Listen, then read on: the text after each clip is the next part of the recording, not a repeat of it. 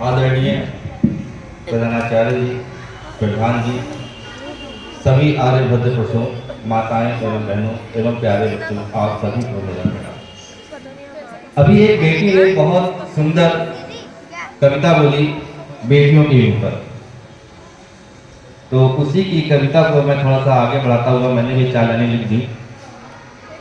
उसने बोला था, अब शमशान भी जाती है बेटियां, अब शमशान भी जाती है बेटियां, भले ही अब शमशान जाती हो बेटियां, पर आज भी कब्रिस्तान नहीं जा सकती बेटियां, पर आज भी कब्रिस्तान नहीं जा सकती।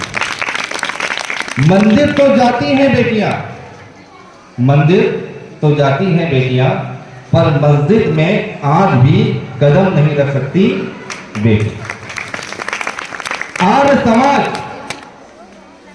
समाज एकमात्र ऐसी संस्था है जहां पुरोहित ब्राह्मण भी बनती हैं बेटियां, पर आज भी मौलाना, मुफ्ती, हाफिज और आलिम नहीं बन सकती बेटियां, नहीं बन सकती बेटियां। आर्य समाज में आकर बेटियों को पूरा मिलता है सम्मान। आर्य समाज में आकर बेटों के बराबर बेटियों को मिलता है पूरा सम्मान, पर आज भी पोप और पास्टर नहीं बन सकती बेटियां, पोप और पास्टर नहीं बन सकती बेटियां। अभी हमारा देश ये 76वां गणतंत्र दिवस मना रहा है। बहुत ही हर्ष का विषय है कि हम सब 76वां गणतंत्र दिवस मना रहे हैं। इस दिन हमारे देश में लोकतंत्र स्थापित हुआ था, संविधान स्थापित हुआ था। पर यह बात हम सबको जाननी चाहिए कि इसके पूर्व में भी हमारे देश में लोकतंत्र था। आज से लगभग 1 लाख वर्ष पूर्व आपने महाराजा भरत की कहानी पढ़ी होगी। राजा दुष्यंत और सुकंतला के पुत्र थे महाराजा भरत। उन्हीं के नाम पे इस देश का नाम भारत पड़ा। उनके 9 बेटे थे, पर उन्होंने अपने मंत्री के बेटे को राजा बनाया था, युवराज बनाया था, क्योंकि उनके बेटों में योग्यता नहीं थी। ये परंपरा हमेशा से भारत की रही है। भारत में जो राजा बनते थे वे राजा हमारे जो ऋषि मुनि महात्मा होते थे, जो पूरी राज्यसभा होती थी उसके माध्यम से चुने जाते थे, वे ही राज्य करते थे। ये परंपरा हमारी प्राचीन परंपरा है, जो आज भी लोकतांत्रिक मूल्यों में जनता द्वारा चुने जाते हैं। ये और अधिक व्यापक हो गई।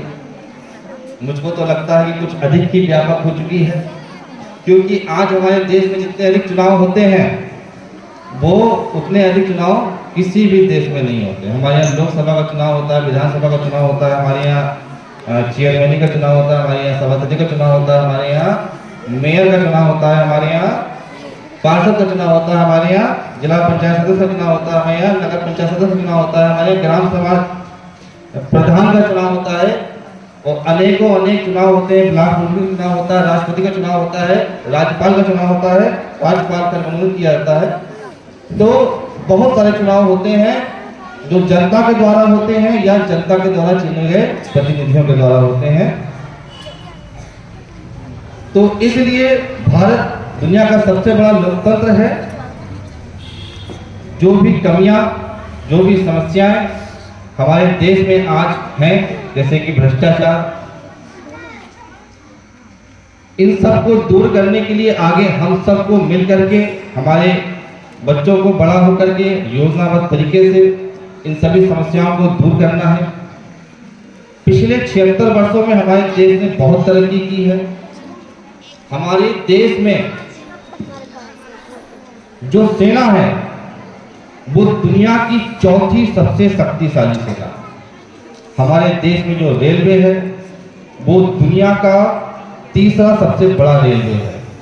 भारत में जो सड़कें हैं वो दुनिया की दूसरी सबसे अधिक सड़कों वाला देश है। भारत में जो पशु हैं, दुनिया के सर्वाधिक पशुधन भारत में है।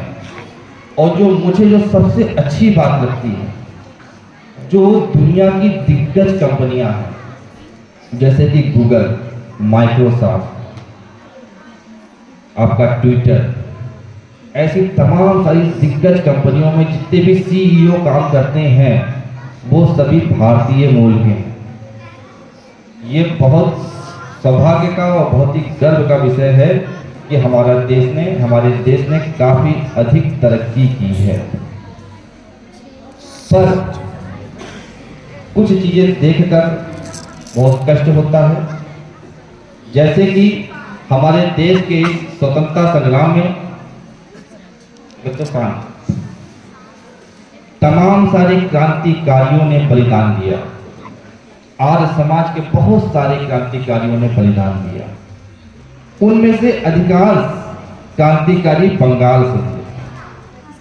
बंगाल में खुशीराम बोस, सुभाष चंद्र बोस, रविन्द्रनाथ टैगोर, अनेक मीरा आर्या, अनेक क्रांतिकारियों ने बलिदान दिया। पर आज जो हम बंगाल की स्थिति देखते हैं, अभी जो आपने तराना गाया वंदे मातरम, वह भी बंगाल से ही है।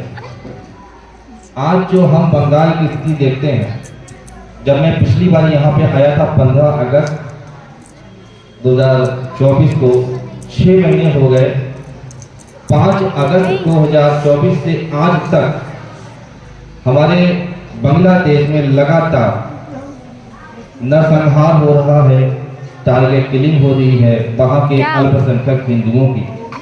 बंगाली लोगों का बहुत बड़ा योगदान हमारे संपूर्ण देश में रहा है। तो हम सबका फर्ज बनता है कि हम अपने बांग्लादेश को या पश्चिम बंगाल को बचाने के लिए कुछ आवाज उठाएं, कुछ कार्य करें। मुझको देख करके बड़ी हैरानी होती है, जिस संगठन ने जमाते इस्लामी नाम के जिस संगठन ने पश्चिम बंगाल में और बांग्लादेश में कोहराम मचा के रखा है, वह संगठन हमारे ही देश भारत का है। दिल्ली में उसका मुख्यालय है। वही संगठन के लोग बांग्लादेश को वहां तबाह और बर्बाद कर रहे हैं। वहां पर बेटियों के बलात्कार हो रहे हैं, हिंदुओं के नरसंहार हो रहे हैं। ये संपूर्ण देश ही हमारा है। भारत केवल ये भारत नहीं है, इसमें बांग्लादेश भी है, पाकिस्तान भी है, अफगानिस्तान भी है, मालदीव भी है, नेपाल भी है। संपूर्ण भारत देश अपना है। इसमें कहीं पर भी अगर इस प्रकार से नरसंहार कत्लेआम हो रहा है तो ये बहुत ही दुख का विषय है, ये बहुत ही चिंता का विषय है। और हम सबको मिल करके इसके लिए कार्य योजनाएं बना करके अपने देश को आगे बढ़ाना है। एक बहुत सुंदर सा गीत, सारे जहां से अच्छा हिंदुस्तान हमारा, आपने प्रस्तुत किया था। इस गीत को लिखने वाले कोई बताएगा तो बच्चा, इस गीत को किसने लिखा था? क्या कोई बच्चा बताएगा? इस गीत को लिखने वाले मोहम्मद अल्लामा इकबाल थे। उन्होंने इस गीत को लिखा। पर आपको जान के हैरानी होगी, ये मोहम्मद अल्लामा इकबाल 1905 से ही भारत के 2 टुकड़े कर देने की मांग कर रहे थे। और भारत के विभाजन में, भारत माँ के आंचल के 2 टुकड़े करने में इनकी मोहम्मद अली जिन्ना के साथ में अच्छी खासी इनका योगदान रहा भारत के टुकड़े करने में।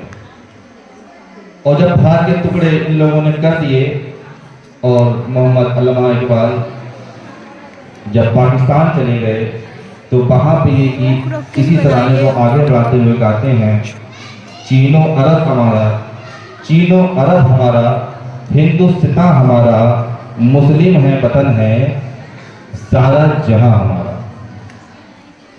तो इस प्रकार के गीत इन्होंने गाए जो कि भारत विरोधी थे। तो हम सबको ये समझना चाहिए। और उन्होंने आगे लिखा था, खंजर हलाल का है कौमे निसा हमारा। जो खंजर होता है जिसे हलाल किया जाता है, गर्दनें काटी जाती हैं, वो निसा है, कौमे निसा हमारा। इस प्रकार के गीत उन्होंने गाए थे वहाँ पे जाकर के। तो हमें इस पर थोड़ा सा विचार भी करना चाहिए कि हम किसके गीत गुनगुना रहे हैं। बाकी बहुत अच्छे कार्यक्रम आप लोगों ने प्रस्तुत किए। आपके साथ जब भी मैं आता हूँ आपके कार्यक्रम में बहुत अच्छा लगता है। और मैं पुनः एक बार कहूँगा, ये आर्य समाज संस्था है जिसके कारण हमारी बेटियां पढ़ रही हैं, हमारी शिक्षिकाएं एक नौकरी कर पा रही हैं और हम सबको यहाँ बैठ करके सम्मान मिल पा रहा है।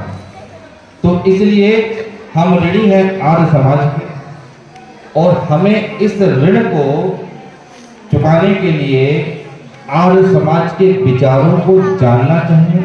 हम सभी को आर्य समाज के विचारों को समझना चाहिए और हो सके तो उसका पालन भी करना चाहिए। आप सबने बहुत ही धैर्यपूर्वक मुझको सुना। आप सभी का बहुत बहुत धन्यवाद।